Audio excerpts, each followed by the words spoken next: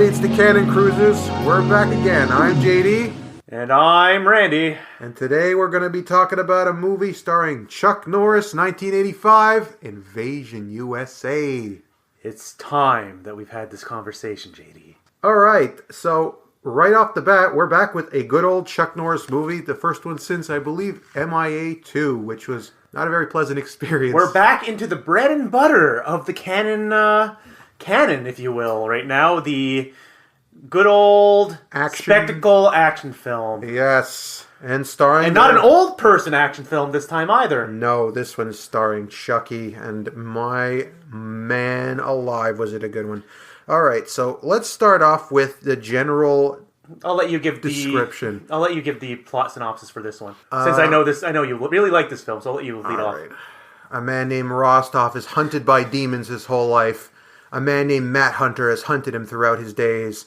And as our friend Rostov finally achieves his dream of destroying and killing Americans, the man from his past arrives to kill him.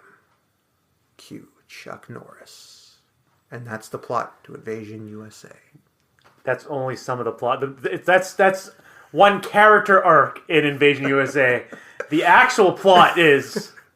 That's my favorite terrorists. part of it. I know. It's actually my favorite part of the movie, too. Is that good old bread and butter terrorists of unknown nationalities or multinational. Multiple, apparently. Multinational invade the USA. And I mean, literally invade. There's a whole entire D-Day scene in there. That's the title, so that's what you're getting.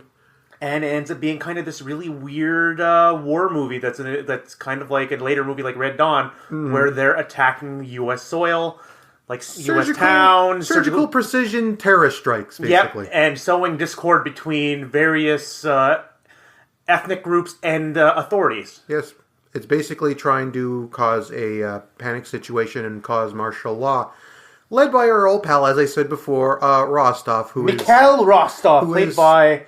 the infamous Richard Lynch. Oh man, is he maniacal in this film? Like Richard Lynch, you may remember from such films as The Happy Hooker. He played the cop. He was Cromwell in The Sword and the Sorcerer. Yes, he was. Since you got the basic gist of it, how about we show some bit of the trailer, Randy? No one thought it could ever happen here.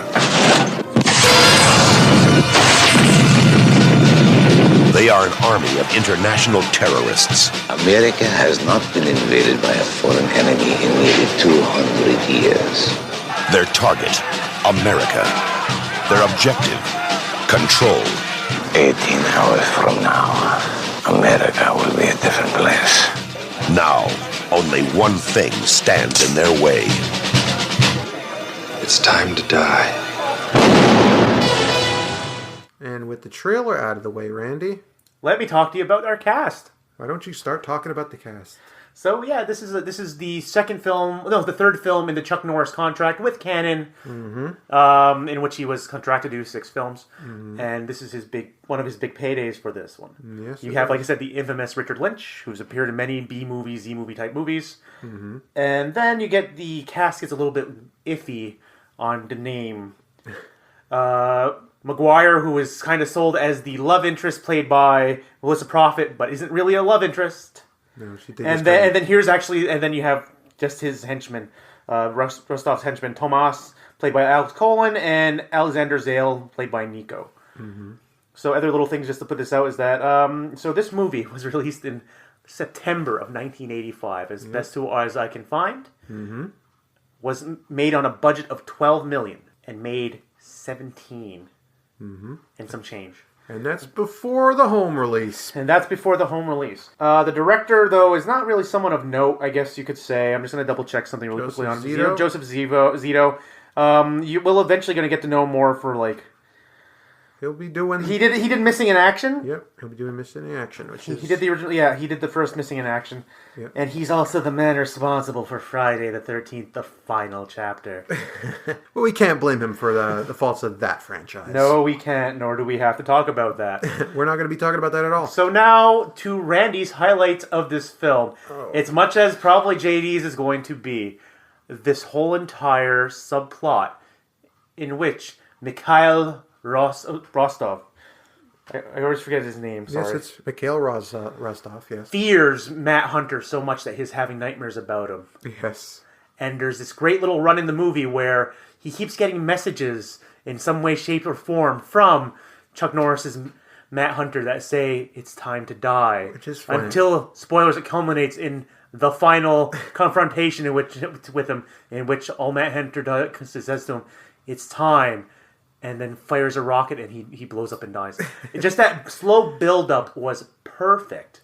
Yep, because throughout this film, as it was noted at the beginning, if he never would have gone out of his way to try to kill Matt Hunter at the beginning of the film, because Matt Hunter was out in the middle of nowhere, he wasn't in his way, he was nowhere near him, but he had to go out of his way to kill him because he was scared of him so much that he made Matt Hunter angry, and he spent the whole film hunting him until he finally killed him at the end. It's a good example of being hoisted by your own petard, because he should have just left him alone, but he couldn't do that. Because when the shadowy government organization initially came to see Matt Hunter, he refused to do it because he wasn't going to get he's involved. done. He's out of the game. It wasn't until Rostov had to push and push and push, because he's a psychopath, as you see in his very first film where he kills 3 people without even batting an eye. My highlight, of course, is what Randy just said. So that's a shared highlight for us. Is there anything else that we should probably mention other than it's like, I guess since we share this, I'm going to say it's like some of the spectacle of the film is really good, like some of the action sequences, but that would be due to some of the production things where they were able to get a whole subdivision of a town and blow it up. Yeah, because a lot of it was being destroyed anyway. A mall, another thing that was being destroyed, they were able to film in a mall and blow it up and do as much destruction. So it's like a lot of those set pieces come out as really cool because they were able to do so much more than the usual canon setup. They were allowed to get in there and really pull it off. The direction also helps sell it as well. So your low light, I want to hear yours first since I let off on the highlights. My low light would probably be that some of the action sequences are clearly put in there just to have an action sequence, like the whole thing with the bus when he's going from one location to the other. That was just obviously there to have something for him to do. I kind of like that I like the scene. Yeah, I like the scene. But I'm just saying that I was clearly, there's scenes like that where they're just there for that. They're well done. It's just like it kind of pulls you back a bit, and I like the whole story of him hunting this guy. So it was just like, I want to get to the fireworks factory. There's a better story there than the story that's actually being told. Yeah, the subplot I like more than the main story. So my low light, I kind of mentioned this to you while we were watching the movie, is some of the acting. You don't come to an action movie for the acting, Not particularly. But in this movie, Chuck Norris was the most charismatic block of wood I have ever seen in my life. Yes. He did not emote. He barely reacted. He was a robot. Yeah. And you come to a Chuck Norris movie for like the martial arts and it's like the gunplay, and the gunplay of some of it was lackluster. It was just simply, I'm turning and pointing at you robotically and firing my double Uzis without reacting. Very Terminator. More Terminator, I would feel, than actual Terminator or Terminator 2. It's like I said, some of it's just a little bit lackluster. His like I said, he did not emote. As I said before in Missing in Action, it's like Missing in Action. There was that little bit of like fury you could feel under him, a little bit of the pain from that was what happened to him during the Vietnam War. Oh, yeah. This one here, it's just simply this is a different type of character. I'm a cipher of a character, and I am not good. It's the issue I had with Michael Dudikoff in American Ninja. It's like there's no character to him. He's being Michael underserved. Dudikoff, at least his character had an arc. Matt Hunter is technically the villain protagonist who's about to stop the actual antagonist of the film. And in this case, it's just he's. I guess it's a plus and a minus. Like I said, he was still charismatic because it's Chuck Norris, so you want to like him. But there, like I said, did you go for the gunplay, go for the martial arts? There wasn't really a lot of martial arts in the movie either. No. Yeah, so that's kind of my low light, is the acting, and specifically centered around Chuck Norris. He was underserved in all of his stuff. I could see that. This movie, I think, of all those types of movies where it's more about the explosions than it would be the acting. Yeah, I think this one actually works in its favor a bit more because of how it's structured and how his character is not meant to be relatable at all. It's for the character, and I do agree with you on the whole entire spectacle for spectacle's sake in a lot of this. And that when you think of that the subplot is better than the main plot of the movie. When you think of 80s action movie, I think like you don't actually. There's no movie that actually fits that stereotype, but I think this movie almost does.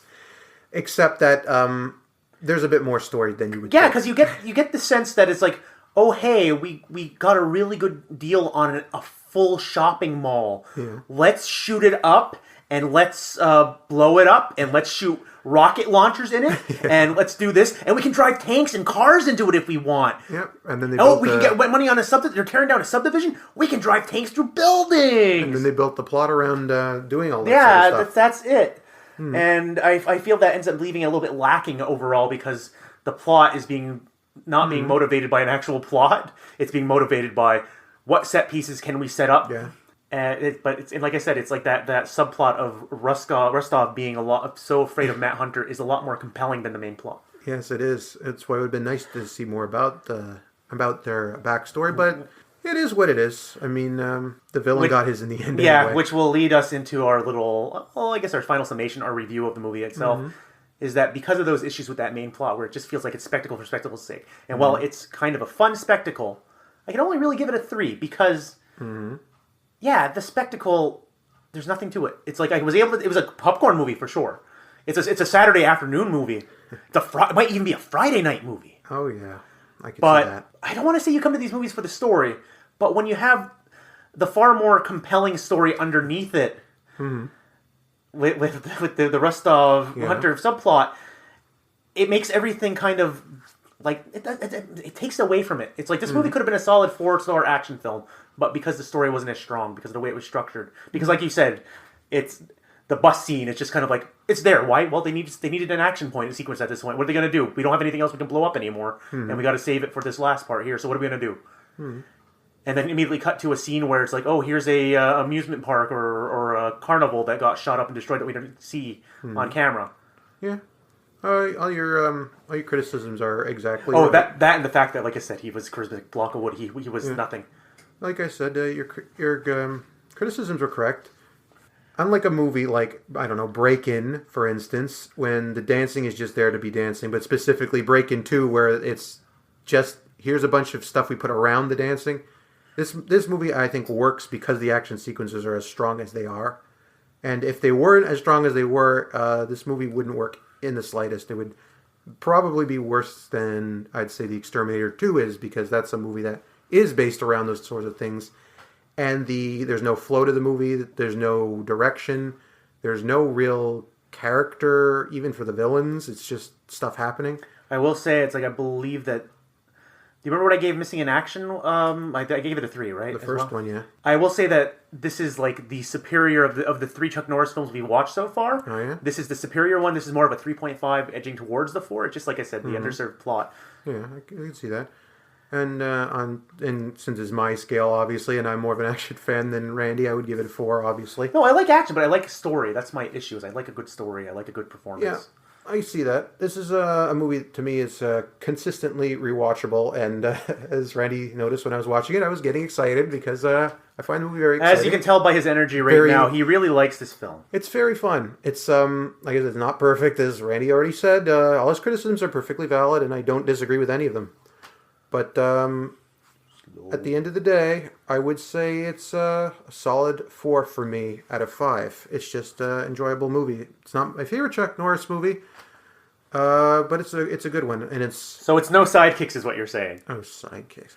I would go with more stuff like, the first Missing in Action or upcoming ones, which I don't want to talk about just yet because we haven't gotten to those ones. As it is, that's I think it's all we have to say about this one, right? Yeah, that's it. There's not much I can say other than charismatic block of wood and no Lucinda Dickey. All right. No Cannon Girl. Hello, everybody. I'm JD, and this has been Randy. And the biggest Lucinda Dickey fan on the internet. Thank you very much, and we'll see you next week on another exciting episodes of... The Cannon Cruisers. Keep cruising that catalog. Keep cruising the Cannon catalog, folks, and we'll see you next time. And... Bye-bye. Time to die. It's time to turn the podcast off.